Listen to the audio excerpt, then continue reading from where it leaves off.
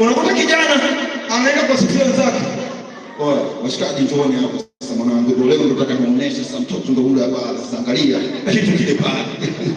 Na ni Wakristo waangalia hata hiyo lugha ambayo anaitumia. Yaani hatari. Kitu hicho hapa. Ndio nataka nimpelekee. Ndio kutafikia basi mwenyewe.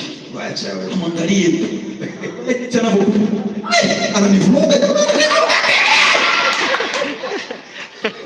Hivi tujawahi kumwambia kama Mungu hata siku moja ukamsifia. Mungu anapenda kusifiwa. Na maana katika sala baba yetu anasema baba yetu uliye mbinguni. Ndio. Anaanza baba kwanza wa mbinguni. Anasema jina lako litukuzwe. Amen. Ambapo inatangulia. Anasema mapenzi yako yatimizwe. Maana pendo la baba linatakiwa lichukue nafasi hapa duniani, sio pendo la mtu mwingine. Hata kama unampenda mpenzi wako, lakini unapaswa kumpenda ni huyo Kristo ambaye alikuwa pale.